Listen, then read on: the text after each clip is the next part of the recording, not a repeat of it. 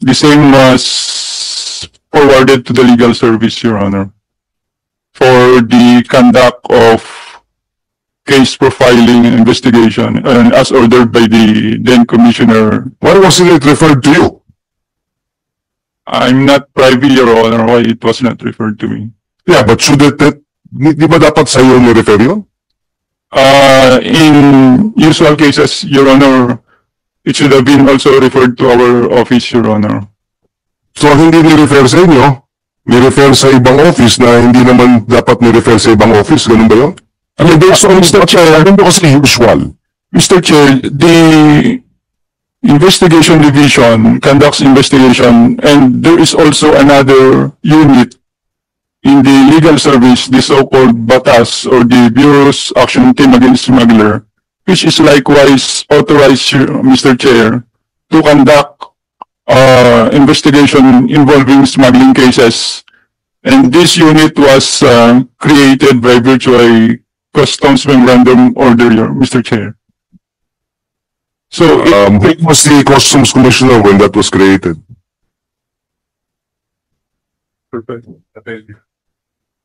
I think during the time of then Commissioner La Peña, Mr. Chair. But shouldn't there be just one investigative body?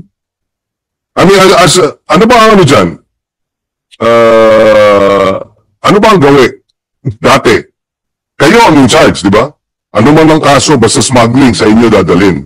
Tapos nag-create ng panibagong entity ng panahon ni La Peñas na pwede na rin mag-imbestiga yung legal. Tama ba yun? If my understanding is correct, Your Honor, also before La Peña, there is an office which also handles smuggling cases, the so-called RATS, before. Assuming it was not referred to you, public knowledge naman na may nangyari ron, di ba? 100 million, di ba? Nalabas sa dyaryo. Hindi ba motu proprio pwede kayong mag-imbestiga? Hindi? Dapat i-refer sa inyo? Yes, Mr. Chair. Yes, we would like to acknowledge the presence of Senator Raffy Tulfo. So, Attorney, what's his name? Tristan Armando. Is he still with the Bureau? No longer, Mr. Chair. No longer with the Bureau. Yes, Mr. Chair. But anyway, he should still be invited to the next hearing to explain why 1 year after, more than a year after, there is no investigation of this 100 million pesos smuggling case.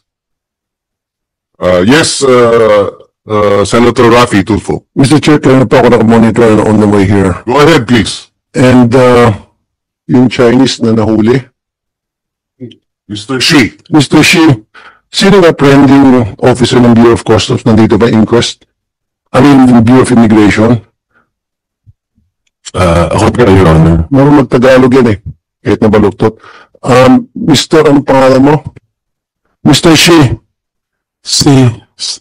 Ikaw wag panggap. Ikaw marunong Tagalog kahit kunti. Ikaw sagot Tagalog, okay? Marunong ikaw. Immigration. Kasi mag-Tagalog, di ba? Kunti nga lang. Konti lang daw po, Your Honor. Exactly. Sagot ikaw kahit konti. Tagalog. Kasi kung hindi ikaw, kung Konti, marunong ko. yun. Marunong ikaw. Huwag ikaw loko-loko amin. Now, sino yung leader? leader，你的领导是谁？没有领导啊。 There's no leader。 Manitan. 那你打你认识吗？ Okay. Paano ka umpisa negosyo dito, Pilipinas? Sagot. Wag, translate. 听不懂他说什么？ Hindi. Pero ikaw sinungaling, ikaw kulong baba, contempt. 你说，你说，你说。 Tagalog. 我真听不懂啊， Hindi rin wag ka. 真听不懂啊。 Magtagalog ka konti. Ano ka? Kasi Mr. Chair, hindi naman makapag-negosyo to rito kung hindi siya makapag-Tagalog kahit konti. Since 2017. Exactly. In fact, nung naharang sa immigration, Tagalog siya eh. He was told about the fact na meron siyang problema sa immigration, so dito sa Senate, Yan. naharang siya sa na Terminal 1 going to Taipei. 听不懂。 And then he was read his rights. He was inquest. 你要他慢一点，你才能听得懂吗？ Everything in Tagalog. And later on, nagkunwalito, humingi ng translator. Pinagulo ko tayo nitong Chinese na to eh. Huwag ikaw loko-loko, ako seryoso, ako content, iyo kulong, ikaw baba. Sagutin yung tanong, Mr. Shi. 杜龙，所以 Hindi kasi baluktot daw siya. Let's speak the language she understands. Ikaw sagot tanong, Mr. Shi. 你刚才听到他的问题吗？听不懂啊。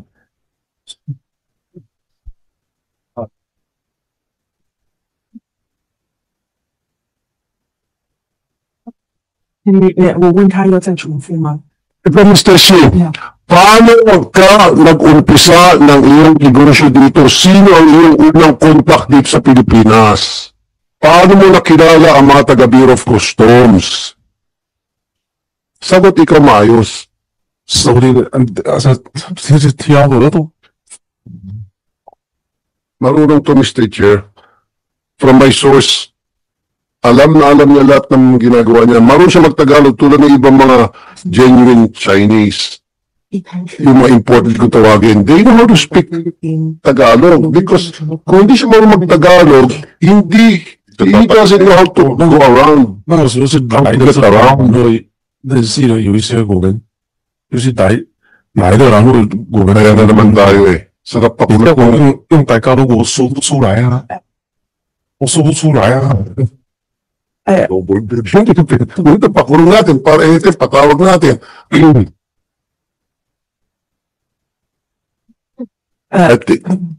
Yes, go ahead. Your Honor, can I just express what he was trying to express? Yeah. Okay. He was saying that although Permission of Senator Rafi Tulfo. Go ahead. Okay, thank you, Your Honor. He was saying that even if he understands a little bit, he's not able to express himself properly or in a straight manner. Then try. Kasi, Yeah, listen, Mrs. Interpreter, pangalan ng interpreter, Yes, yes, Your Honor. Miss Caroline, tulad ng sinabi ko kanina, hindi naman siya makapag-negosyo rito kung hindi siya marunong mag-Tagalog one way or the other. Kahit baluktot, basta Hindi ipaliwanag. naman siya pwede makipag-usap sa mga Bureau of Customs kung sino ang mga contact niya dyan, kung sino yung contact niya sa Department of Agriculture, if he doesn't know how to speak the language, the Tagalog, kahit na konti. Yun nga lang pabaluktot. Yun ang gusto kong sinasabi dito eh. Na pinagulo ko na tayo eh. Pag siya ba'y manuhol sa mga taga-BOC, sa mga taga-DA, siya ba'y magka-Chinese? Siya ba'y may kasama interpreter? Of course not. He does this himself. 听懂了，但大家都才练习，现在剩下都听不懂。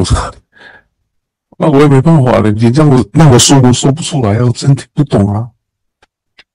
我没办法， Wala, napapatagal tayo. 就是说一些数据我能说一点，但如果能够说那种诚意什么的，我就说不来。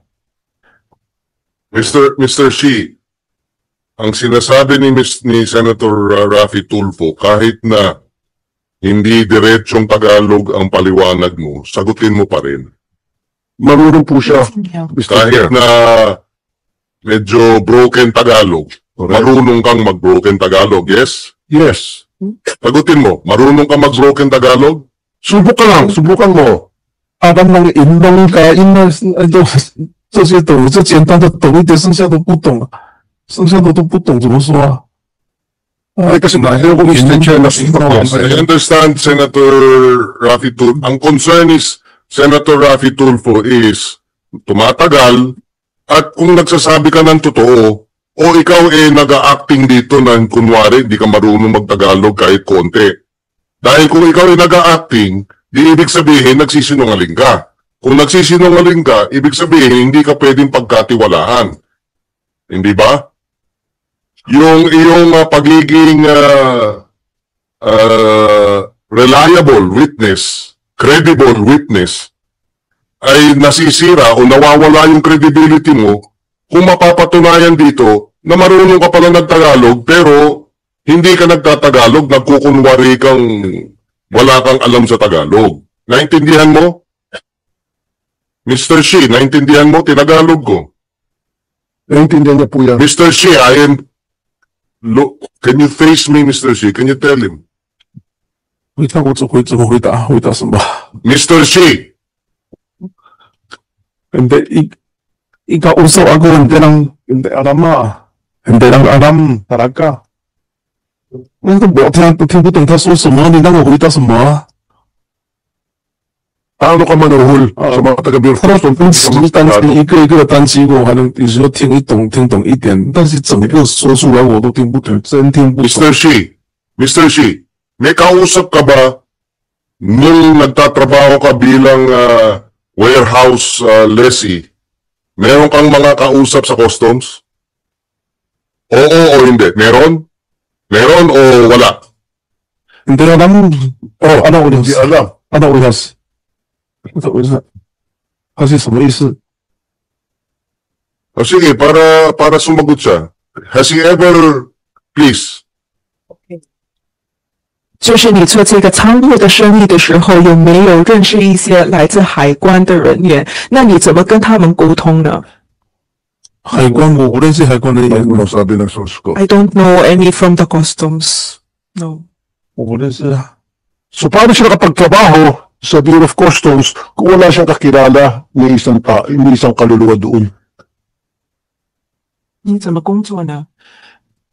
Ito na lang, sinong Pilipinong contact niya dito kaya siya nakapagnegosyo? 就是之前我就是说找人家买点货过来，然后帕赛那边就之前不是很多那个中国餐厅吗？我就一家一家去问人家要不要就卖给人家哦。